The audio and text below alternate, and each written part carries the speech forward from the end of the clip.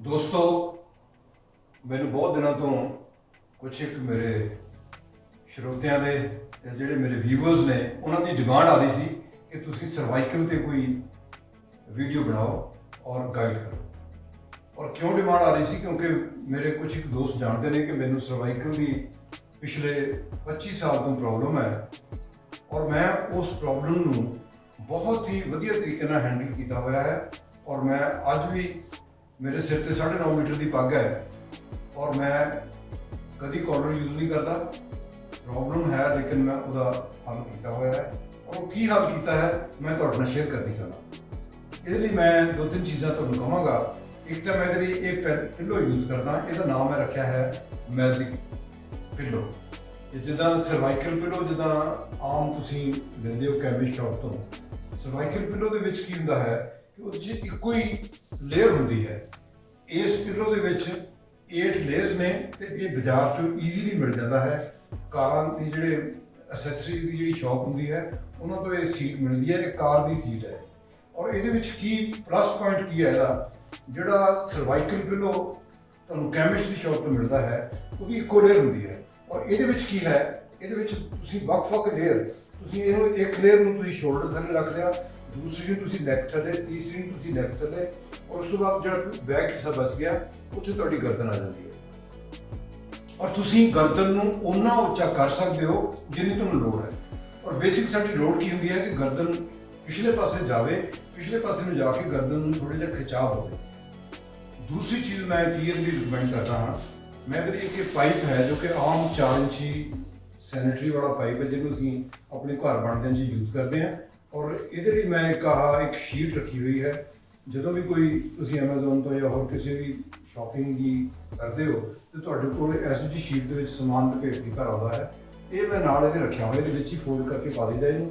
ਔਰ ਇਸ ਕਰਕੇ ਹੈ ਕਿ ਜਦੋਂ ਤੁਸੀਂ ਬੈੱਡ ਦੇ ਉੱਪਰ ਪਾਈਪ ਰੱਖਦੇ ਹੋ ਤਾਂ ਤੁਹਾਡਾ ਜਿਹੜਾ ਗੱਦਾ ਉਹ ਖਰਾਬ ਨਾ ਹੋਵੇ। ਇਸ ਤਰ੍ਹਾਂ ਇਹਨੂੰ ਅਨਫੋਲਡ ਕਰਕੇ ਇਹਦੇ ਉੱਪਰ ਤੁਸੀਂ ਇਹ ਪਾਈਪ ਰੱਖ ਦਿੰਦੇ ਹੋ ਤੇ ਇਹਦੇ ਨਾਲ ਤੁਹਾਡਾ ਗੱਦਾ ਵੀ ਖਰਾਬ ਨਹੀਂ ਹੋਵੇਗਾ। ਔਰ ਇਸ ਪਾਈਪ ਦੇ ਉੱਪਰ ਤੁਸੀਂ ਥਾਈਜ਼ ਤੋਂ ਰੱਖ ਕੇ ਔਰ ਇਹਨੂੰ ਫਿਰ ਹੌਲੀ-ਹੌਲੀ ਅੱਗੇ ਲਈ ਜਾਓ ਔਰ ਇਹਦੇ ਤੇ ਪ੍ਰੈਸ਼ਰ ਜਿਹੜਾ ਹੈ ਉਹ ਅੱਗੇ ਨੂੰ ਪਾ ਕੇ ਰੱਖਣਾ ਤਾਂ ਕਿ ਸਪਾਈਨ ਜਿਹੜੀ ਹੈ ਖਿੱਚ ਹੋਈ ਜਾਵੇ। ਇਹਦੇ ਨਾਲ ਤੁਹਾਨੂੰ ਜਿਹੜੀ ਬੈਕਏਕ ਹੈ ਉਹਦੀ ਵੀ ਸਮੱਸਿਆ ਤੁਹਾਡੀ ਹੱਲ ਹੁੰਦੀ ਹੈ। ਔਰ ਤੀਸਰੀ ਜਿਹੜੀ ਗੱਲ ਹੈ, ਤੁਹਾਡੀ ਜਿਹੜੀ ਨੀ ਦੀ ਪੇਨ ਹੈ ਉਹਦੇ 'ਚ ਵੀ ਇਹਦੇ ਨਾਲ ਤੁਹਾਨੂੰ ਬਹੁਤ ਲਾਭ ਮਿਲਦਾ ਹੈ। So it is 3 in 1 exercise ਹੈ ਇਹ। ਤੁਹਾਨੂੰ ਸਰਵਾਈਕਲ 'ਚ ਵੀ ਫਾਇਦਾ ਹੋਏਗਾ, ਤੁਹਾਨੂੰ ਬੈਕਏਕ 'ਚ ਵੀ ਫਾਇਦਾ ਹੋਏਗਾ ਤੇ ਤੁਹਾਡੀ ਜਿਹੜੀ ਨੀ ਪੇਨ ਹੈ ਉਹ ਵੀ ਤੁਹਾਨੂੰ ਉਹ 'ਚ ਫਾਇਦਾ ਕਰੇਗੀ। ਔਰ ਜਿਹੜੀ ਇਸ ਤੋਂ ਬਾਅਦ ਜਿਹੜੀ ਮੈਂ ਤੁਹਾਡੇ ਨਾਲ ਗੱਲ ਕਰਨੀ ਚਾਹੁੰਦਾ ਉਹ ਖਾਸ ਗੱਲ ਕੀ ਹੈ ਕਿ ਐਕਸਰਸਾਈਜ਼ 2 ਤਰ੍ਹਾਂ ਦੀ ਹੁੰਦੀ ਹੈ ਜਿਹੜੀ ਕਿ ਦੱਸੀ ਨਹੀਂ ਜਾਂਦੀ ਲੋਕਾਂ ਨੂੰ ਔਰ ਮੈਂ ਤਾਂ ਕਿਤੇ ਸੁਣੀ ਨਹੀਂ ਕਦੇ। ਪਰ ਅਸਲੀਅਤ ਕੀ ਹੈ ਕਿ ਐਕਸਰਸਾਈਜ਼ 2 ਤਰ੍ਹਾਂ ਦੀ ਹੈ। ਉਹਨੂੰ ਅਸੀਂ ਇੱਕ ਨੂੰ ਕਹਿੰਦੇ ਆ ਆਈਸੋਟੋਨਿਕ ਐਕਸਰਸਾਈਜ਼ ਔਰ ਦੂਸਰੀ ਹੁੰਦੀ ਹੈ ਆਈਸੋਮੀਟ੍ਰਿਕ ਐਕਸਰਸਾਈਜ਼। ਤੇ ਜੇ ਅਸੀਂ ਸਰਵਾਈਕਲ ਦੀ ਪੇਨ ਦੇ ਲਈ ਆਈਸੋਮੀਟ੍ਰਿਕ ਐਕਸਰਸਾਈਜ਼ ਕਰੀਏ ਤਾਂ ਸਾਨੂੰ ਬਹੁਤ ਲਾਭ ਮਿਲਦਾ ਹੈ। ਔਰ ਦੁੱਖ ਦੀ ਗੱਲ ਹੈ ਕਿ ਇਸ ਐਕਸਰਸਾਈਜ਼ ਨੂੰ ਆਈ ਥਿੰਕ ਦੱਸਿਆ ਹੀ ਨਹੀਂ ਗਿਆ ਕਦੇ ਲੋਕਾਂ ਨੂੰ।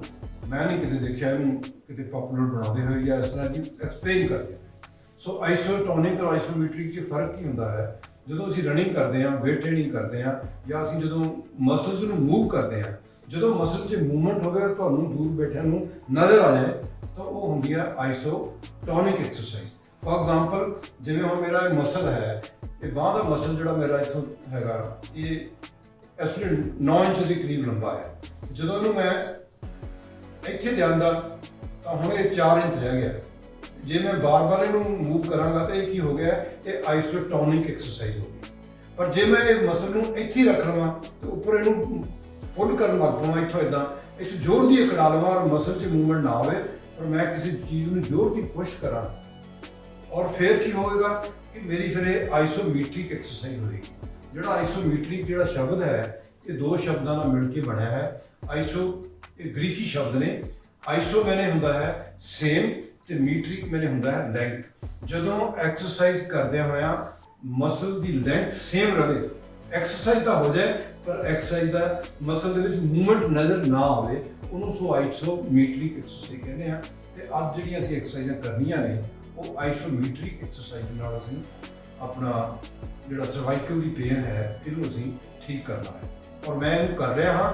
ਤੁਸੀਂ ਜੇ ਕਰੋਗੇ ਤਾਂ ਮੈਂ ਤੁਹਾਡੇ ਨਾਲ ਇਹ ਗਰੰਟੀ ਕਰਦਾ ਕਿ ਤੁਹਾਡੀ ਜਿਹੜੀ ਸਰਵਾਈਕਲ ਦੀ ਜਿਹੜੀ ਸਮੱਸਿਆ ਹੈ ਉਹ ਸਦਾ ਵਾਸਤੇ ਪੋਸਟਪੋਨ ਹੋ ਜਾਏਗੀ। ਕਦੋਂ ਤੱਕ ਪੋਸਟਪੋਨ ਹੋਏਗੀ? ਜਦੋਂ ਤੱਕ ਤੁਸੀਂ ਐਕਸਰਸਾਈਜ਼ ਕਰਦੇ ਰਹੋਗੇ। ਨਹੀਂ ਕਰੋਗੇ ਤਾਂ ਦੁਬਾਰਾ ਰੀਅਕਰ ਹੋ ਜਾਏਗੀ, ਤੇ ਜੇ ਤੁਸੀਂ ਕਰਦੇ ਰਹੋਗੇ ਤਾਂ ਪੋਸਟਪੋਨ ਹੋ ਜਾਏਗੀ। ਜਿਸ ਤਰ੍ਹਾਂ ਮੇਰੀ ਸਮੱਸਿਆ ਪਿਛਲੇ 20-22 ਸਾਲ ਤੋਂ ਪੋਸਟਪੋਨ ਹੋਈ ਹੈ। ਮੈਂ ਅੱਜ ਵੀ ਬੜੇ ਠੀਕ ਤਰੀਕੇ ਨਾਲ ਗੱਡੀ ਮੈਂ 200 ਕਿਲੋਮੀਟਰ ਡਰਾਈਵ ਕਰਾਂ ਤੇ ਮੈਨੂੰ ਕੋਈ ਪ੍ਰੋਬਲਮ ਨਹੀਂ, ਸਵੇਰ ਤੋਂ ਸ਼ਾਮ ਤੱਕ ਕੋਈ ਪ੍ਰੋਬਲਮ ਨਹੀਂ। ਲੇਕਿਨ ਪ੍ਰੋਬਲਮ ਹੈ, ਪਰ ਮੇਰੀ ਇਹ ਆਈਸੋਮੈਟ੍ਰਿਕ ਐਕਸਰਸਾਈਜ਼ ਨੇ ਦੂਰ ਕੀਤੀ ਤੇ ਮੈਂ ਤੁਹਾਨੂੰ ਹੁਣ ਇਹ ਕਰਕੇ ਦਿਖਾਵਾਂਗਾ ਕਿ ਪਹਿਲਾਂ ਮੈਂ ਐਕਸਪਲੇਨ ਕੀਤਾ ਸੀ ਆਈਸੋਮੈਟ੍ਰਿਕ ਐਕਸਰਸਾਈਜ਼ ਕਿੱਦਾਂ ਕਰਨੀ ਹੈ ਔਰ ਉਹਦੇ ਨਾਲ ਸਰਵਾਈਕਲ ਨੂੰ ਜਿਹੜਾ ਤੁਸੀਂ ਦਰਦ ਨੂੰ ਕਿਵੇਂ ਭਜਾਉਣਾ ਹੈ। ਔਰ ਇਹ ਜਿਹੜੀ ਐਕਸਰਸਾਈਜ਼ ਹੈ ਇਹ ਗਰੰਟੀ ਹੈ ਕਿ ਇਹ ਸਰਵਾਈਕਲ ਨੂੰ ਤੁਹਾਡੇ ਫਾਇਦਾ ਕਰੇਗੀ ਔਰ ਦਰਦ ਨੂੰ ਹਮੇਸ਼ਾ ਤੁਹਾਡੇ ਤੋਂ ਦੂਰ ਭਜਾ ਦੇਗੀ। ਸੋ ਮੈਂ ਇਹਦੇ ਲਈ 6 ਐਕਸਰਸਾਈਜ਼ਾਂ ਜਿਹੜੀਆਂ ਤੁਹਾਨੂੰ ਕਰਕੇ ਦਿਖਾਉਣ ਲੱਗਿਆ। ਰੁਪਿੰਦਰ ਜੋ ਕਿ ਆਪ ਹਮੇਸ਼ਾ ਹੀ ਐਕਸਰਸਾਈਜ਼ ਵੀ ਕਰਦੀ ਹੈ ਔਰ ਸਾਡੀ ਬਹੁਤ ਚੰਗੀ ਕੁੜੀ ਹੈ, ਇਹ ਸਾਡੀ ਬੇਟੀ ਹੈ ਔਰ ਇਹਨੂੰ ਐਕਸਰਸਾਈਜ਼ ਦਾ ਸ਼ੌਕ ਵੀ ਹੈ। ਔਰ ਰੁਪਿੰਦਰ ਸ਼ੁਰੂ ਕਰੋ ਬੇਟੇ। ਪਹਿਲੀ ਐਕਸਰਸਾਈਜ਼ ਫਰੰਟ ਤੇ ਹੱਥ ਰੱਖ ਕੇ ਔਰ ਹੱਥਾਂ ਨਾਲ ਗਰਦਨ ਨੂੰ ਪਿੱਛੇ ਨੂੰ ਖਿੱਚਣਾ ਹੈ ਔਰ ਗਰਦਨ ਅੰਦਰੋਂ ਤੁਸੀਂ ਗਰਦਨ ਨੂੰ ਅੱਗੇ ਨੂੰ ਧੱਕਾ ਲਾਉਣਾ ਹੈ, ਅੱਗੇ ਨੂੰ ਪੁਸ਼ ਕਰਨਾ ਹੈ ਤੇ ਹੱਥਾਂ ਨੂੰ ਪਿੱਛੇ ਨੂੰ ਪੁਸ਼ ਕਰਨਾ ਹੈ। ਆਪੋਜ਼ਿਟ ਫੋਰਸ ਕ੍ਰੀਏਟ ਕਰਦੇ ਹੋ ਤਾਂ ਗਰਦਨ ਤੁਹਾਡੀ ਜਿਹੜੀ ਹੈ ਇੱਕ ਥਾਂ ਸਟੇਬਲ ਰਹੇ ਔਰ ਇੱਥੇ ਰੱਖ ਕੇ ਤੁਸੀਂ 10-15 ਸੈਕਿੰਡ ਦੇ ਲਈ ਸਿਮਰਨ ਕਰਨਾ ਹੈ। ਔਰ ਸਿਮਰਨ ਕਰਦੇ ਹੋਏ ਅੱਖਾਂ ਬੰਦ, ਪੈਰਾਂ ਤੋਂ ਸ਼ੁਰੂ ਕਰਕੇ ਵਾਹਿਗੁਰੂ ਦਾ ਸਿਮਰਨ ਕਰਨਾ। ਤੁਸੀਂ ਵਾਹਿਗੁਰੂ, ਓਮ, ਅੱਲਾ, ਆਮੀਨ ਕੁਝ ਵੀ ਕਹਿ ਕੇ ਸਿਮਰਨ ਕਰਦੇ ਹੋਏ ਉੱਪਰ ਨੂੰ ਆ ਜਾਓ। ਔਰ ਜਦੋਂ ਤੁਸੀਂ ਇਸ ਐਕਸਰਸਾਈਜ਼ ਨੂੰ ਮੁਕਾਉਣਾ ਹੈਗਾ ਤਾਂ ਤੁਸੀਂ ਇਹ ਫੀਲ ਕਰੋ ਕਿ ਮੈਂ ਆਪਣੀ ਗਰਦਨ ਤੋਂ ਬਰੀਥ ਆਊਟ ਕਰ ਰਿਹਾ। ਔਰ ਇਹਦੇ ਨਾਲ ਕੀ ਹੋਏਗਾ, ਤੁਹਾਡੀ ਬਾਡੀ ਦੀ ਪੂਰੀ એનર્ਜੀ ਜਿਹੜੀ ਹੈ ਉਹਦਾ ਫੋਕਸ ਗਰਦਨ ਤੇ ਆ ਜਾਏਗਾ। ਸੋ ਇਹ ਸੀ ਪਹਿਲੀ ਐਕਸਰਸਾਈਜ਼। ਹੁਣ ਰੁਪਿੰਦਰ ਦੂਸਰੀ ਐਕਸਰਸਾਈਜ਼ ਕਰੋ। ਪਿੱਛੇ ਹੱਥ ਰੱਖ ਕੇ ਗਰਦਨ ਦੇ ਔਰ ਗਰਦਨ ਨੂੰ ਅੱਗੇ ਨੂੰ ਧੱਕਾ ਲਾਉਣਾ ਔਰ ਗਰਦਨ ਅੰਦਰੋਂ ਤੁਸੀਂ ਗਰਦਨ ਨੂੰ ਪਿੱਛੇ ਲੈ ਕੇ ਜਾਣਾ ਔਰ ਹੱਥਾਂ ਨਾਲ ਗਰਦਨ ਨੂੰ ਅੱਗੇ ਖਿੱਚਣਾ ਹੈਗਾ। ਇਹ ਸੈਕਿੰਡ ਐਕਸਰਸਾਈਜ਼ ਹੈ ਆਈਸੋਮੈਟ੍ਰਿਕ ਐਕਸਰਸਾਈਜ਼। ਇਹਦੇ 'ਚ ਫਿਰ ਉਸੇ ਤਰ੍ਹਾਂ ਹੀ ਅੱਖਾਂ ਬੰਦ, ਸਿਮਰਨ ਆਪਣੀ ਸ਼ਰਧਾ ਦੇ ਮੁਤਾਬਕ, ਆਪਣੀ ਇਸ਼ਟ ਦੇ ਮੁਤਾਬਕ ਜਿਹੜਾ ਹੈ ਉਹ ਕਰਨਾ ਹੈਗਾ। ਸਿਮਰਨ ਕਰਨਾ ਬਹੁਤ ਜ਼ਰੂਰੀ ਹੈ ਇਹਦੇ 'ਚ, ਜੇ ਤੁਸੀਂ ਪਰਮਾਨੈਂਟਲੀ ਇਸ ਦਰਦ ਤੋਂ ਨਿਜਾਤ ਪਾਉਣਾ ਚਾਹੁੰਦੇ ਹੋ। ਤੇ ਹੁਣ ਸਿਮਰਨ ਤੁਸੀਂ ਕਰੀ ਜਾਓ ਔਰ ਕਮ ਸੇ ਕਮ 1 ਮਿੰਟ ਇਹਨੂੰ ਕਰੋ ਔਰ ਸਿਮਰਨ ਕਰਦੇ ਹੋਏ ਪੈਰਾਂ ਤੋਂ ਉੱਪਰ ਨੂੰ ਚਲੇ ਜਾਓ। ਹੌਲੀ ਹੌਲੀ ਕਰਦੇ ਕਰਦੇ ਤੁਸੀਂ ਜਿੱਥੇ ਲੇਡੀਜ਼ ਜਿੱਥੇ ਬਿੰਦੀ ਲਾਉਂਦੀਆਂ ਨੇ ਇੱਥੇ ਤੱਕ ਤੁਸੀਂ ਸਿਮਰਨ ਕਰਦੇ ਆ ਜਾਓ ਔਰ ਫਿਰ ਲਗਾਤਾਰ ਸਿਮਰਨ ਬਰੀਥ ਇਨ ਕਰਨਾ, ਬਰੀਥ ਆਊਟ ਨਹੀਂ ਕਰਨਾ। ਬਰੀਥ ਇਨ ਕਰਦੇ ਲਗਾਤਾਰ ਉੱਪਰ ਤੱਕ ਆ ਜਾਓ। ਜਦੋਂ ਤੁਸੀਂ ਇੱਥੇ ਮੱਥੇ ਤੇ ਪਹੁੰਚ ਜਾਓਗੇ ਉਸ ਤੋਂ ਬਾਅਦ ਜਦੋਂ ਬਰੀਥ ਆਊਟ ਕਰਨਾ ਹੈਗਾ ਤਾਂ ਮਹਿਸੂਸ ਇਹ ਕਰਨਾ ਕਿ ਬਰੀਥ ਆਊਟ ਮੈਂ ਗਰਦਨ ਦੇ ਪਿੱਛੋਂ ਕਰ ਰਹੀ ਹਾਂ, ਗਰਦਨ ਦੇ ਪਿੱਛੋਂ ਕਰ ਰਿਹਾ ਹਾਂ, ਤਾਂ ਕਿ ਜਿੱਥੇ ਗਰਦਨ ਦੀ ਪ੍ਰੋਬਲਮ ਜਿਹੜੀ ਹੈ ਉੱਥੇ એનર્ਜੀ ਜਾ ਕੇ ਡਿਸਚਾਰਜ ਹੋ। ਸੋ ਸੈਕੰਡ ਐਕਸਰਸਾਈਜ਼ ਸੀ। ਹੁਣ ਥਰਡ ਐਕਸਰਸਾਈਜ਼, ਤੁਸੀਂ ਗਰਦਨ ਨੂੰ ਸਾਈਡ ਨੂੰ ਧੱਕਾ ਲਗਾਉਣਾ, ਲੈਫਟ ਸਾਈਡ ਨੂੰ ਗਰਦਨ ਨੂੰ ਧੱਕਾ ਲਗਾਉਣਾ ਔਰ ਹੱਥਾਂ ਨਾਲ ਗਰਦਨ ਨੂੰ ਰਾਈਟ ਨੂੰ ਖਿੱਚਣਾ ਹੈਗਾ। ਲੈਫਟ ਨੂੰ ਤੁਸੀਂ ਗਰਦਨ ਲੈ ਕੇ ਜਾਣੀ ਹੈ, ਹੱਥਾਂ ਨਾਲ ਲੈਫਟ ਨੂੰ ਖਿੱਚੋ, ਉਹਨੂੰ ਰਾਈਟ ਨੂੰ ਖਿੱਚੋ। ਨਾ ਹੁਣ ਇਸ ਐਕਸਰਸਾਈਜ਼ ਦੇਖੋ ਰੁਪਿੰਦਰ ਗਰਦਨ ਨੂੰ ਲੈਫਟ ਵਾਲੇ ਪਾਸੇ ਲੈ ਕੇ ਜਾ ਰਹੀ ਹੈ ਪਰ ਹੱਥਾਂ ਨਾਲ ਇਹਨੂੰ ਰਾਈਟ ਵਾਲੇ ਪਾਸੇ ਖਿੱਚ ਰਹੀ ਹੈ। ਸੋ ਇਹ ਗਰਦਨ ਤਾਂ ਸਟੇਬਲ ਹੈ ਲੇਕਿਨ ਇਸ ਵੇਲੇ ਗਰਦਨ ਦੇ ਉੱਪਰ ਪੂਰਾ ਪ੍ਰੈਸ਼ਰ ਪਿਆ ਹੋਇਆ ਹੈ, ਪੂਰਾ ਜ਼ੋਰ ਲੱਗ ਰਿਹਾ ਹੈ ਔਰ ਇਹ ਪੂਰੀ ਜ਼ੋਰ ਦੇ ਨਾਲ ਇਹ ਆਈਸੋਮੈਟ੍ਰਿਕ ਐਕਸਰਸਾਈਜ਼ ਹੋ ਰਹੀ ਹੈ ਔਰ ਗਰਦਨ ਦੇ ਮਸਲ ਜਿਹੜੇ ਨੇ ਡਿਵੈਲਪ ਹੋ ਰਹੇ ਨੇ ਔਰ ਹੱਡੀਆਂ ਦੇ ਵਿੱਚ ਜਿਹੜਾ ਮੂਵਮੈਂਟ ਹੁੰਦਾ ਹੈ, ਜਦੋਂ ਅਸੀਂ ਹੱਡੀਆਂ ਦੀ ਮੂਵਮੈਂਟ ਕਰਦੇ ਹਾਂ ਤਾਂ ਹੱਡੀਆਂ ਮੂਵਮੈਂਟ ਦੇ ਨਾਲ ਖਰਾਬ ਹੁੰਦੀਆਂ ਨੇ ਜਦੋਂ ਕਿ ਤੁਹਾਡੀ ਸਰਵਾਈਕਲ ਦੀ ਪ੍ਰੋਬਲਮ ਹੁੰਦੀ ਹੈ। ਔਰ ਨਾਲ ਰੁਪਿੰਦਰ ਇਸ ਵੇਲੇ ਸਿਮਰਨ ਵੀ ਕਰ ਰਹੀ ਹੈ। ਨੈਕਸਟ ਬੇਟੇ ਹੁਣ ਗਰਦਨ ਨੂੰ ਲੈਫਟ ਨੂੰ ਲੈ ਕੇ ਜਾਣਾ ਔਰ ਹੱਥਾਂ ਨਾਲ ਇਹਨੂੰ ਧੱਕਾ ਲਾਉਣਾ ਆਪੋਜ਼ਿਟ ਡਾਇਰੈਕਸ਼ਨ। ਹੁਣ ਰੁਪਿੰਦਰ ਜਿਹੜੀ ਹੈ ਇਹ ਗਰਦਨ ਨੂੰ ਲੈਫਟ ਸਾਈਡ ਨੂੰ ਪੁਸ਼ ਕਰ ਰਹੀ ਹੈ ਹੱਥਾਂ ਦੇ ਨਾਲ ਤੇ ਅੰਦਰੋਂ ਜਿਹੜੀ ਗਰਦਨ ਹੈ ਆਪਣੀ ਬਾਡੀ ਜਿਹੜੀ ਜ਼ੋਰ ਲਗਾ ਰਹੀ ਹੈ ਰਾਈਟ ਸਾਈਡ ਨੂੰ ਔਰ ਹੱਥਾਂ ਨਾਲ ਗਰਦਨ ਨੂੰ ਲੈਫਟ ਸਾਈਡ ਨੂੰ ਪੁਸ਼ ਕੀਤਾ ਜਾ ਰਿਹਾ ਹੈ। ਔਰ ਨਾਲ ਸਿਮਰਨ ਕਰਦੇ ਹੋਏ ਧਿਆਨ ਦੇ ਨਾਲ ਸਿਮਰਨ ਕਰਦੇ ਜਾਓ। ਔਰ ਹੁਣ ਜਿਹੜੀ ਨੈਕਸਟ ਐਕਸਰਸਾਈਜ਼ ਹੈ, ਪੰਜਵੀਂ ਐਕਸਰਸਾਈਜ਼, ਉਹ ਹੈ ਰੋਟੇਟਰੀ ਮੂਵਮੈਂਟ, ਜਿਹੜਾ ਰੋਟਰੀ ਮੂਵਮੈਂਟ ਕਰਨਾ ਹੈ। ਜਦੋਂ ਅਸੀਂ ਜਿਸ ਤਰ੍ਹਾਂ ਅਸੀਂ ਆਹ ਮੂਵਮੈਂਟ ਕਰ ਰਹੇ ਹਾਂ ਜਾਂ ਆਹ ਜਿਹੜਾ ਗਰਦਨ ਦਾ ਮੂਵਮੈਂਟ ਹੈ, ਪਹਿਲਾਂ ਅਸੀਂ ਅੱਗੇ ਪਿੱਛੇ ਔਰ ਸਾਈਡਾਂ ਨੂੰ ਕੀਤਾ ਸੀ ਲੈਫਟ ਰਾਈਟ ਨੂੰ, ਹੁਣ ਅਸੀਂ ਰੋਟੇਟ ਕਰਨਾ ਹੈ ਲੈਫਟ ਤੇ ਰਾਈਟ। ਹੁਣ ਰੁਪਿੰਦਰ ਆਈਸੋਮੈਟਰੀ ਐਕਸਰਸਾਈਜ਼ ਦੀ ਪੰਜਵੀਂ ਜਿਹੜੀ ਐਕਸਰਸਾਈਜ਼ ਕਰ ਰਹੀ ਹੈ, ਇਹਦੇ ਵਿੱਚ ਕੀ ਕਰ ਰਹੀ ਹੈ ਰੁਪਿੰਦਰ, ਦੇਖੋ ਇਹ ਆਪਣੀ ਗਰਦਨ ਨੂੰ ਰਾਈਟ ਵਾਲੇ ਪਾਸੇ ਨੂੰ ਪੁਸ਼ ਕਰ ਰਹੀ ਹੈ ਹੱਥਾਂ ਦੇ ਨਾਲ, ਜਦਕਿ ਅੰਦਰੋਂ ਜਿਹੜੀ ਗਰਦਨ ਦਾ ਜਿਹੜਾ ਜ਼ੋਰ ਹੈ ਉਹ ਲੈਫਟ ਵਾਲੇ ਪਾਸੇ ਨੂੰ ਲੱਗ ਰਿਹਾ ਹੈ, ਅਪੋਜ਼ਿਟ ਡਾਇਰੈਕਸ਼ਨ 'ਚ। ਅੰਦਰੋਂ ਗਰਦਨ ਲੈਫਟ ਨੂੰ ਜਾ ਰਹੀ ਹੈ, ਹੱਥਾਂ ਦੇ ਨਾਲ ਬਾਹਰੋਂ ਇਹਨੂੰ ਰਾਈਟ ਨੂੰ ਪੁਸ਼ ਕੀਤਾ ਜਾ ਰਿਹਾ ਹੈ। ਇਹ ਹੈ ਪੰਜਵੀਂ ਐਕਸਰਸਾਈਜ਼। ਔਰ ਸਿਮਰਨ ਦਾ ਉਸੇ ਤਰ੍ਹਾਂ ਹੀ ਤੁਸੀਂ ਰਿਪੀਟ ਕਰਨਾ ਜਿੱਦਾਂ ਮੈਂ ਪਹਿਲਾਂ ਦੱਸਿਆ ਸੀ।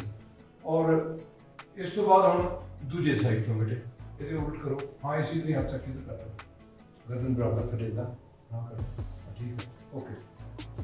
ਨਾਓ ਇਹ ਲਾਸਟ ਐਕਸਰਸਾਈਜ਼ ਹੈ ਇਹ। ਇਹਦੇ 'ਚ ਹੁਣ ਰੁਪਿੰਦਰ ਆਪਣੀ ਗਰਦਨ ਨੂੰ ਲੈਫਟ ਵਾਲੇ ਪਾਸੇ ਲੈ ਜਾ ਰਹੀ ਹੈ ਔਰ ਗਰਦਨ ਨੂੰ ਲੈਫਟ ਵਾਲੇ ਪਾਸੇ ਪੁਸ਼ ਕਰ ਰਹੀ ਹੈ ਹੱਥਾਂ ਦੇ ਨਾਲ, ਔਰ ਉਧਰੋਂ ਗਰਦਨ ਅੰਦਰੋਂ ਜਿਹੜੀ ਗਰਦਨ ਹੈ ਉਹਨੂੰ ਰਾਈਟ ਨੂੰ ਲਿਆਉਣ ਦੀ ਕੋਸ਼ਿਸ਼ ਕੀਤੀ ਜਾ ਰਹੀ ਹੈ। ਇਹ ਆਪੋਜ਼ਿਟ ਫੋਰਸਿਸ ਵਰਕ ਕਰ ਰਹੀਆਂ ਨੇ। ਔਰ ਜਦੋਂ ਇੱਕ ਸਾਈਡ ਤੋਂ ਪੁੱਲ ਹੋਣਾ, ਇੱਕ ਪਾਸੇ ਤੋਂ ਪੁਸ਼ ਹੋਣਾ, ਤੇ ਗਰਦਨ ਉੱਥੇ ਆਲਮੋਸਟ ਸਟੈਂਡਿੰਗ ਪੋਜੀਸ਼ਨ 'ਚ। ਇਹਦੇ ਕਰਨ ਨਾਲ ਕੀ ਹੋਏਗਾ ਕਿ ਸਾਡੀ ਜਦੋਂ ਅਸੀਂ ਐਕਸਰਸਾਈਜ਼ ਦਿੰਦੇ ਹਾਂ, ਗਰਦਨ ਨੂੰ ਰੋਟੇਟ ਕਰਦੇ ਹਾਂ, ਤਾਂ ਸਾਡੀ ਆਸਟੋਪਰੋਸਿਸ ਦੇ ਨਾਲ ਜਦੋਂ ਸਾਡੀ ਉਮਰ 55-60 ਸਾਲ ਦੀ ਹੋ ਜਾਂਦੀ ਹੈ ਤਾਂ ਸਾਡੇ ਹੱਡੀਆਂ ਦੀ ਸਟਰੈਂਥ ਜਿਹੜੀ ਹੈ ਉਹ 20 ਤੋਂ ਲੈ ਕੇ 30-40% ਤੱਕ ਰਹਿ ਜਾਂਦੀ ਹੈ, ਕਿਸੇ ਦੀ 15 ਵੀ ਰਹਿ ਜਾਂਦੀ ਹੈ। ਜਦੋਂ ਹੱਡੀਆਂ ਦੀ ਸਟਰੈਂਥ 15 ਹੋਵੇ ਤੇ ਆਪਾਂ ਉਹਨੂੰ ਰੋਟੇਟ ਕਰਕੇ ਆਪਾਂ ਉਹਨੂੰ ਐਕਸਰਸਾਈਜ਼ ਦਈਏ ਤਾਂ ਹੱਡੀ ਤਾਂ ਸਟਰੋਂਗ ਹੋਏਗੀ ਨਹੀਂ, ਬਹੁਤਾ ਫਰਕ ਨਹੀਂ ਪਏਗਾ, ਔਰ ਹੱਡੀਆਂ ਦੀ ਹੋਰ ਜ਼ਿਆਦਾ ਉਹਦੇ ਨਾਲ ਨੁਕਸਾਨ ਹੋਣ ਦੇ ਚਾਂਸਸ ਜ਼ਿਆਦਾ ਹੁੰਦੇ ਨੇ। ਤੇ ਸਾਡਾ ਇਹਦਾ ਹੱਲ ਕੀ ਹੈ ਪਰਮਾਨੈਂਟ ਇਸ ਚੀਜ਼ ਦਾ? ਸਰਵਾਈਕਲ ਦੀ ਜਿਹੜੀ ਪ੍ਰੋਬਲਮ ਉਹਦਾ ਪਰਮਾਨੈਂਟ ਹੱਲ ਕੀ ਹੈ? ਅਸੀਂ ਜਿਹੜੇ ਨੈਕ ਦੇ ਮਸਲਸ ਨੇ ਉਹਨਾਂ ਨੂੰ ਸਟਰੈਂਥਨ ਕਰੀਏ। ਤੇ ਸਟਰੈਂਥਨ ਕਰਨ ਦੇ ਲਈ ਫਿਰ ਸ਼ਾਰਟੈਸਟ ਜਿਹੜਾ ਰਸਤਾ ਹੈ, ਜਿਹੜਾ ਨੇੜੇ ਤੋਂ ਨੇੜੇ ਜਿਹੜਾ ਰਸਤਾ ਹੈ, ਉਹ ਹੈ ਆਈਸੋਮੈਟ੍ਰਿਕ ਐਕਸਰਸਾਈਜ਼, ਜਿਹੜੀ ਕਿ ਤੁਹਾਨੂੰ ਰੁਪਿੰਦਰ ਨੇ ਡੈਮੋ ਕਰਕੇ 6 ਐਕਸਰਸਾਈਜ਼ ਦੱਸੀਆਂ। ਉਹਦੇ ਨਾਲ ਸਿਮਰਨ ਦਾ ਤਰੀਕਾ ਦੱਸਿਆ। ਸਿਮਰਨ ਜਾਂ ਉਹਨੂੰ ਧਿਆਨ ਕਹਿ ਲਓ, ਤੁਸੀਂ ਆਪਣੇ ਧਾਰਮਿਕ ਅਕੀਦੇ ਦੇ ਮੁਤਾਬਕ ਉੱਥੇ ਧਿਆਨ ਵੀ ਕਰੋ ਔਰ ਇਹਨੂੰ ਐਕਸਰਸਾਈਜ਼ ਵੀ ਕਰੋ, ਤੁਹਾਨੂੰ ਇਹਦਾ ਲਾਭ ਹੋਏਗਾ। ਇਸ ਤੋਂ ਇਲਾਵਾ 5-6 ਐਕਸਰਸਾਈਜ਼ਾਂ ਜਿਹੜੀਆਂ ਨੇ ਉਹ ਮਸਾਜ ਦੀਆਂ ਨੇ, ਉਹ ਵੀ ਰੁਪਿੰਦਰ ਤੁਹਾਨੂੰ ਡੈਮੋ ਦੇਗੀ। ਹੁਣ ਤੱਕ ਆਪਾਂ ਆਈਸੋਮੈਟ੍ਰਿਕ ਐਕਸਰਸਾਈਜ਼ਾਂ ਦੱਸੀਆਂ 6 ਐਕਸਰਸਾਈਜ਼ਾਂ, ਉਹਨਾਂ ਦਾ ਅਸੀਂ ਇੱਕ ਤੁਹਾਨੂੰ ਉਹ ਸੈੱਟ ਦਿਖਾਤਾ। ਤੁਸੀਂ ਇਹਦਾ ਆਈਸੋਮੈਟ੍ਰਿਕ ਐਕਸਰਸਾਈਜ਼ ਦੇ 5-6 ਜਾਂ 4 ਸ਼ੁਰੂਆਤ ਇੱਕ ਤੋਂ ਕਰੋ, 2-3-4 ਤੱਕ ਇਹਨੂੰ ਜਾ ਸਕਦੇ ਹੋ। ਪਰ ਹਾਰਡਲੀ ਇਹ ਜਿਹੜਾ ਨਾ 10-15 ਮਿੰਟ ਦਾ ਕੰਮ ਹੈ, ਤੁਸੀਂ ਕਰੋਗੇ ਤਾਂ ਤੁਹਾਡੀ ਸਮੱਸਿਆ ਹੱਲ ਹੋ ਜਾਏਗੀ। ਇਸ ਤੋਂ ਇਲਾਵਾ ਕੁਝ ਮਸਾਜ ਦੀਆਂ ਜਿਹੜੀਆਂ ਹੈਗੀਆਂ ਐਕਸਰਸਾਈਜ਼ਾਂ ਉਹ ਤੁਹਾਨੂੰ ਦੱਸਣ ਲੱਗੇ ਹਾਂ ਮਸਾਜ ਕਿੱਦਾਂ ਕਰਨੀ ਹੈ। ਔਰ ਕੋਕੋਨਟ ਆਇਲ ਲੈ ਕੇ ਤੁਸੀਂ ਉਹਦੇ 'ਚ ਜੇ ਕੜੀ ਪੱਤਾ ਪਾ ਲਓ ਜਾਂ ਨਿੰਮ ਦਾ ਆਇਲ ਪਾ ਲਓ, ਨਿੰਮ ਦੇ ਪੱਤੇ ਪਾ ਕੇ ਬਣਾ ਲਓ, ਤੇਲ ਤਾਂ ਕਿਸੇ ਤਰ੍ਹਾਂ ਵੀ ਬਣਾ ਸਕਦੇ ਹੋ, ਉਹ ਬੜਾ ਲਾਭ ਕਰਦਾ ਹੈ। ਤੁਸੀਂ ਹੁਣ ਰੁਪਿੰਦਰ ਦੱਸੋ ਜਰਾ, ਆ ਦੇਖੋ ਹੁਣ ਤੁਸੀਂ ਰੁਪਿੰਦਰ ਆਪਣੀ ਗਰਦਨ ਦੇ ਪਿਛਲੇ ਪਾਸੇ ਦੋਨਾਂ ਹੱਥਾਂ ਨਾਲ ਕਲੌਕਵਾਈਜ਼ ਐਂਡ ਐਂਟੀ ਕਲੌਕਵਾਈਜ਼ ਹੁਣ ਮਸਾਜ ਕਰ ਰਹੀ ਹੈ। ਇਹਦੇ ਨਾਲ ਇਹ ਮਸਲ ਰਿਲੈਕਸ ਹੋਣਗੇ, ਜਿਹੜੀ ਤੁਸੀਂ ਐਕਸਰਸਾਈਜ਼ ਕੀਤੀ ਸੀ ਮਸਲ ਰਿਲੈਕਸ ਹੋਣਗੇ ਔਰ ਮਸਲਸ ਦੇ ਵਿੱਚ ਜਿਹੜਾ ਬਲੱਡ ਦਾ ਫਲੋ ਜਾ ਕੇ ਤੇ ਮਸਲ ਜਿਹੜੇ ਆ ਸਟਰੈਂਥਨ ਹੋਣਗੇ। ਫਸਟ ਮਸਾਜ ਇਹ ਹੈ। ਸੈਕਿੰਡ ਬੇਟੇ ਸੈਕਿੰਡ ਸ਼ੁਰੂ ਕਰਦੇ ਹੋ। ਸੈਕਿੰਡ ਇੱਕ ਹੱਥ ਪਿੱਛੇ, ਦੂਸਰਾ ਗਰਦਨ ਦੇ ਅਗਲੇ ਪਾਸੇ ਤੁਸੀਂ ਉਹਦੇ ਨਾਲ ਮਸਾਜ ਕਰ, ਥੋੜਾ ਕੀ ਰਿਹਾ ਕਰਦੇ। ਹੁਣ ਦੂਸਰੀ ਸਾਈਡ ਨਾਲ ਚੇਂਜ ਕਰਕੇ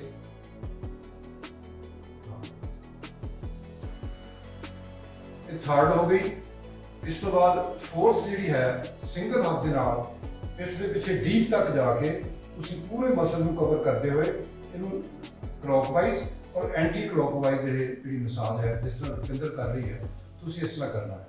ਫਿਰ ਦੂਸਰੇ ਹੱਥ ਦੇ ਨਾਲ ਪੰਜਵੀਂ ਜਿਹੜੀ ਹੈ ਉਹ ਇਸ ਤਰ੍ਹਾਂ ਤੁਸੀਂ ਜਦੋਂ ਮਸਾਜ ਕਰੋਗੇ ਤਾਂ ਇਹ ਮਸਲ ਰਿਲੈਕਸ ਹੋ ਜਾਣਗੇ ਔਰ ਤੁਹਾਨੂੰ ਪਰਮਾਨੈਂਟ ਜਿਹੜੀ ਹੈ ਉਹ ਰਿਲੀਫ ਮਿਲ ਜਾਏਗੀ। ਹੁਣ ਜਿਹੜੇ ਰੈਕਸ ਜਿਹੜੀ ਅਸੀਂ ਤੁਹਾਨੂੰ ਡੈਮੋ ਦੇਣ ਲੱਗੇ ਹਾਂ, ਇਹਦੇ ਵਿੱਚ ਕੀ ਹੈ ਕਿ ਇਹਦੇ ਨਾਲ ਅਸੀਂ ਸਰਵਾਈਕਲ, ਬੈਕਏਕ ਔਰ ਨੀਜ਼ ਤਿੰਨਾਂ ਦੀ ਐਕਸਰਸਾਈਜ਼ ਅਸੀਂ 3-in-1 ਐਕਸਰਸਾਈਜ਼ ਹੈ। ਬਹੁਤ ਛੋਟੀ ਜਿਹੀ ਐਕਸਰਸਾਈਜ਼ ਹੈ ਪਰ ਬਹੁਤ ਜ਼ਿਆਦਾ ਇਫੈਕਟਿਵ ਹੈ, ਕਿਉਂਕਿ ਮੇਰਾ ਐਜ਼ ਅ ਫਿਜ਼ੀਕਲ ਐਜੂਕੇਸ਼ਨਿਸਟ ਇਸ ਐਕਸਰਸਾਈਜ਼ ਦੇ ਬਾਰੇ ਜਿਹੜਾ ਵਿਊ ਹੈ ਬਹੁਤ ਹੀ ਚੰਗਾ, ਕਿਉਂਕਿ ਮੈਂ ਵੀ ਇੱਕ ਇੰਟਰਨੈਸ਼ਨਲ ਫੇਮ ਦਾ ਸਪੋਰਟਸਮੈਨ ਹਾਂ ਔਰ ਐਕਸਰਸਾਈਜ਼ ਮੇਰਾ ਜੀਵਨ ਰਿਹਾ ਹੈ। ਪਿਛਲੇ 35 ਸਾਲ ਤੋਂ ਮੈਂ ਐਕਸਰਸਾਈਜ਼ ਕੀਤੀਆਂ ਤੇ ਕਰਵਾਈਆਂ ਨੇ ਤੇ ਪੜ੍ਹੀਆਂ ਨੇ ਤੇ ਪੜ੍ਹਾਈਆਂ ਨੇ।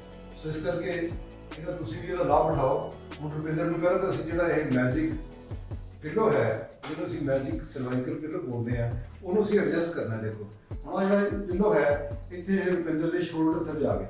ਹੁਣ ਇਹਦੇ ਜਿਹੜੇ ਫੋਲਡ ਨੇ ਇਹ ਇੰਨੇ ਹੀ ਫੋਲਡ ਕਰਨੇ ਨੇ, ਇਸ ਤਰ੍ਹਾਂ ਫੋਲਡ ਕਰਨਾ ਹੈ ਕਿ ਰੁਪਿੰਦਰ ਦੀ ਗਰਦਨ ਨੂੰ ਪੂਰਾ ਥੱਲੇ ਜਾ ਕੇ ਸਪੋਰਟ ਦੇ ਦੇਵੇ। ਇਹ ਜਿੰਨੇ ਵੀ ਫੋਲਡ ਮੋੜ ਕੇ ਇਹ ਸਪੋਰਟ ਦੇਵੇ ਉਹਨੇ ਦੀ ਸਪੋਰਟ ਇਹਨੂੰ ਦੇ ਦਿੱਤੀ।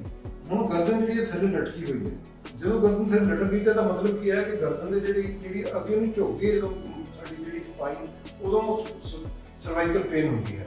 ਜਦੋਂ ਗਰਦਨ ਲਟਕ ਗਈ ਤਾਂ ਇਹਦਾ ਮਤਲਬ ਕੀ ਹੈ ਕਿ ਗਰਦਨ ਆਪਣੀ ਓਰੀਜਨਲ ਸ਼ੇਪ 'ਚ ਆਏਗੀ। ਇਸ ਕਰਕੇ ਇਸ ਅਸੀਂ ਪਿਲੋ ਨੂੰ ਯੂਜ਼ ਕੀਤਾ ਹੈ। ਦੂਸਰਾ ਜਿਹੜਾ ਪਾਈਪ ਹੈ ਇਸ ਲਈ ਰੁਪਿੰਦਰ ਦੀ ਥਾਈਜ਼ ਦੇ ਥੱਲੇ ਹੈ। ਜਦੋਂ ਇਹਨੂੰ ਐਕਸਰਸਾਈਜ਼ ਕਰਨੀ ਹੈ, ਇਹਨੇ ਮਸਾਜ ਕਰਨੀ ਹੈ ਰੁਪਿੰਦਰ ਨੇ ਹੁਣ ਆਪਣੀ ਗਰਦਨ ਦੀ, ਔਰ ਉਹ ਮਸਾਜ ਕਰਦੇ ਹੋਏ ਇਹਨੇ ਪੈਰਾਂ ਦੀ ਪੋਜੀਸ਼ਨ ਨੂੰ ਚੇਂਜ ਕਰਨਾ ਹੈ ਔਰ ਜਿਹੜੀ ਸਪਾਈਨ ਹੈ ਉਹ ਗਰਦਨ ਨੂੰ ਉੱਪਰ ਖਿੱਚ ਕੇ ਉਧਰੋਂ ਥਾਈਜ਼ ਦੇ ਨਾਲ ਅੰਦਰੋਂ ਫੀਲਿੰਗ ਇਹ ਲੈਣੀ ਕਿ ਮੈਂ ਸਪਾਈਨ ਨੂੰ ਐਕਸਪੈਂਡ ਕਰ ਰਹੀ ਹਾਂ, ਸਟ੍ਰੈਚ ਕਰ ਰਹੀ ਹਾਂ ਸਪਾਈਨ। ਉਸ ਫੀਲਿੰਗ ਲੈਂਦੇ ਹੋਏ ਔਰ ਪੈਰਾਂ ਨੂੰ ਇੱਕ ਵਾਰੀ ਪੂਰਾ ਫਾਰਵਰਡ फिर बैकवर्ड पैरों को करना है, अगे और पीछे पैर करने हैं, फिर साइडवेज एंड इनवर्ड करने हैं। ये चार एक्सरसाइजां पैरों ਦੀਆਂ। ਹੁਣ ਜਦੋਂ ਇਹ ਦਬਾਏਗੀ ਤਾਂ ਇਸ ਤੋਂ ਬਾਅਦ ਜਿਹੜਾ ਪਾਈਪ ਹੈ ਇਹਨੂੰ ਅਸੀਂ ਨਿਰੰਤਰ ਅੱਗੇ ਮੂਵ ਕਰਦੇ ਜਾਣਾ ਔਰ ਕਰਦੇ ਕਰਦੇ ਇਹਨੂੰ ਅਸੀਂ ਗਿੱਟਿਆਂ ਤੱਕ ਇਸ ਪੈਰ ਨੂੰ ਲੈ ਜਾਣਾ ਤਾਂ ਕਿ ਤੁਹਾਡੀ ਥਾਈਜ਼ ਦੀ, ਲੋਅਰ ਲੈਗਸ ਦੀ, ਅਪਰ ਲੈਗਸ ਦੀ ਪੂਰੀ ਐਕਸਰਸਾਈਜ਼ ਹੋ ਜਾਏ। ਉਸ ਤੁਹਾਡੇ ਗੋਡਿਆਂ ਨੂੰ ਵੀ ਇਸ ਚੀਜ਼ ਦਾ ਬਹੁਤ ਲਾਭ ਹੈ। ਹੁਣ ਤੁਸੀਂ ਕਰੋ, ਤੁਸੀਂ ਹੁਣ ਤੇ ਪਹਿਲਾਂ ਇੱਥੇ ਗਰਦਨ ਤੇ, ਹਾਂ ਗਰਦਨ ਦੇ ਤੁਸੀਂ ਹੁਣ ਰੁਪਿੰਦਰ ਗਰਦਨ ਦੇ ਲੈਫਟ ਸਾਈਡ ਤੇ ਮਸਾਜ ਕਰ ਰਹੀ ਹੈ ਔਰ ਇਹਦਾ ਜਿਹੜਾ ਫੇਸ ਹੈ ਉਹ ਰਾਈਟ ਨੂੰ ਗਿਆ ਹੋਇਆ ਹੈ। ਫੇਸ ਪੂਰਾ ਰਾਈਟ ਨੂੰ ਲੈ ਜਾਓ। ਉਧਰੋਂ ਪੈਰ ਜਿਹੜੇ ਨੇ ਉਹ ਪੂਰੇ ਉੱਪਰ ਨੂੰ ਖਿੱਚੇ ਹੋਏ ਨੇ ਔਰ ਉਧਰੋਂ ਥਾਈਜ਼ ਦੇ ਨਾਲ ਪਾਈਪ ਨੂੰ ਥੱਲੇ ਦਬਾਇਆ ਹੋਇਆ ਹੈ ਔਰ ਜਿਹੜੀ ਸਪਾਈਨ ਹੈ ਇਹਨੂੰ ਪੂਰਾ ਐਕਸਪੈਂਡ ਕੀਤਾ ਹੋਇਆ ਹੈ। ਇਹ ਇਹਦੀ ਇੱਕ ਐਕਸਰਸਾਈਜ਼ ਹੋ ਗਈ।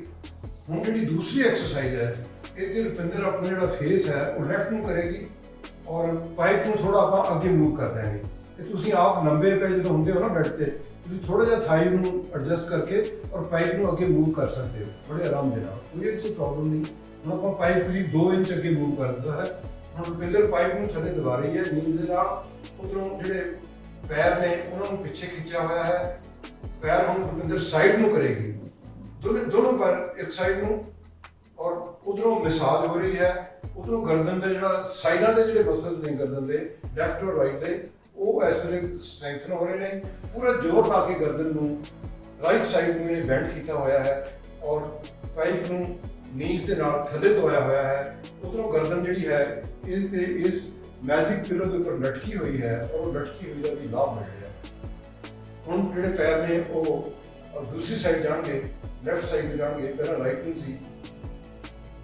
ਹੁਣ ਫਿਰ ਦੁਬਾਰਾ गर्दन जाएगी राइट साइड में और पैर ऊपर में खिंच के पैर अप मार कर लो, पैर ऊपर, दोनों पैर सीधे रख के पैर सीधे ऊपर में पैर पूरे खिंचे जाएंगे। हुणे हो रहा है और पाइप थोड़ा और आगे मूव कर जाएगा। देखिए चक पड़ जाए।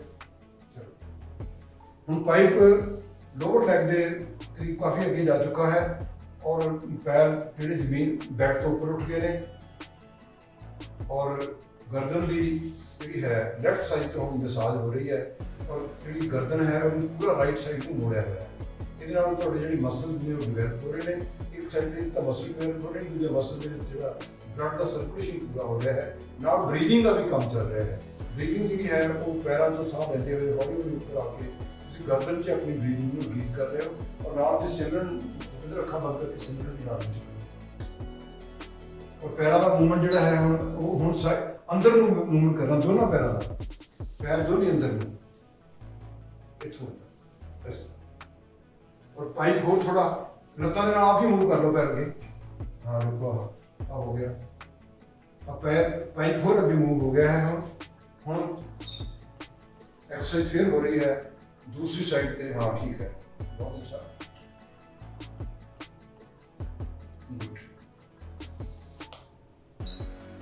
और हम आप इस एक्सरसाइज के लास्ट पड़ाव पे पहुंच चुके हैं और पैर जोड़ा है, पाइप जोड़ा है बिल्कुल अगे चला जाएगा लास्ट मूवमेंट पे। ओके चलो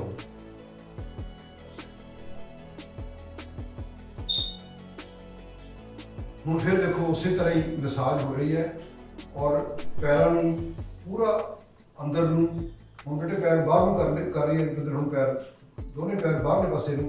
हाँ देखो और ये थाइज के उपर पूरा जोर है, नीज के उपर पूरा जोर है, नीज के मसल डिवेलप हो रहे हैं और गर्दन के मसल डिवेलप हो रहे हैं। ਤੁਹਾਡੀ ਜਿਹੜੀ ਸਪਾਈਨ ਹੈ ਉਹਨੂੰ ਵੀ ਇਹਦੇ ਨਾਲ ਲਾਭ ਮਿਲ ਰਿਹਾ ਹੈ। ਸੋ ਮਲਟੀਪਲ ਜਿਹੜੇ ਤੁਹਾਨੂੰ ਬੋਡੀ ਦੇ ਇਹਦੇ ਨਾਲ 3-in-1 ਐਕਸਰਸਾਈਜ਼ ਚੱਲ ਰਹੀ ਹੈ ਇਸ ਵੇਲੇ ਔਰ ਦੇਖਣ ਨੂੰ ਬਹੁਤ ਸਿੰਪਲ ਲੱਗ ਰਿਹਾ ਹੈ, ਲੇਕਿਨ ਇਹਦੇ ਨਾਲ ਤੁਹਾਡੀ ਬੋਡੀ ਦੇ ਅੰਦਰ ਬਹੁਤ ਚੇਂਜਸ ਆ ਰਹੀਆਂ ਨੇ। ਤੁਹਾਡੀ ਜਿਹੜੀ ਸਪਾਈਨ ਹੈ ਉਹ ਪੂਰੀ ਐਕਸਪੈਂਡ ਕੀਤੀ ਹੋਈ ਹੈ, ਕਿਉਂਕਿ ਪੈਰ ਨੂੰ ਅਸੀਂ ਲੱਤਾਂ ਦੇ ਨਾਲ ਪਾਈਪ ਨੂੰ ਅਗਲੇ ਪਾਸੇ ਨੂੰ ਪੁਸ਼ ਕੀਤਾ ਹੋਇਆ ਹੈ।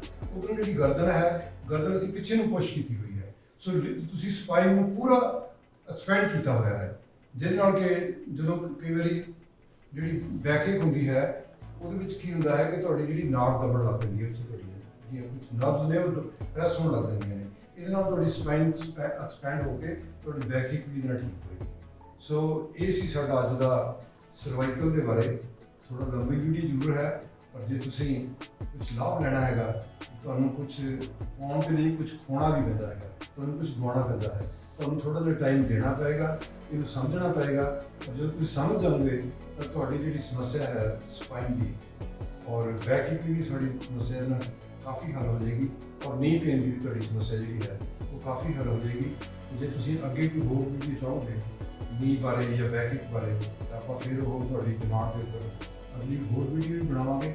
ਸੋ ਬਹੁਤ ਬਹੁਤ ਧੰਨਵਾਦ, ਤੁਸੀਂ ਵੀਡੀਓ ਦੇਖੀ ਔਰ ਇਹਨੂੰ ਜੇ ਤੁਹਾਨੂੰ ਚੰਗੀ ਲੱਗੇ ਤਾਂ ਅੱਗੇ ਹੋਰ ਲੋਕਾਂ ਨੂੰ ਫਾਰਵਰਡ ਕਰਿਓ, ਕਿਉਂਕਿ ਇੰਡੀਆ ਦੇ ਵਿੱਚ ਨਹੀਂ ਬਾਕੀ ਵਰਲਡ ਵਾਈਡ ਹੀ ਮੈਕਸਿਮਮ ਲੋਕ ਜਿਹੜੇ ਨੇ ਏਜ ਜਦੋਂ ਹੋ ਜਾਂਦੀ ਹੈ ਤਾਂ ਉਹਨਾਂ ਨੂੰ ਸਰਵਾਈਕਲ ਦੀ ਪ੍ਰੋਬਲਮ ਹੁੰਦੀ ਹੈ ਔਰ ਆਪਾਂ ਤੁਹਾਨੂੰ ਬਿਲਕੁਲ ਸਿੰਪਲ ਤਰੀਕੇ ਨਾਲ ਔਰ ਸਾਇੰਟੀਫਿਕ ਵੇ ਨਾਲ ਸਰਵਾਈਕਲ ਦੀ ਦਰਦ ਦੂਰ ਕਰਨ ਦੇ ਤਰੀਕੇ ਦੱਸੇ ਨੇ।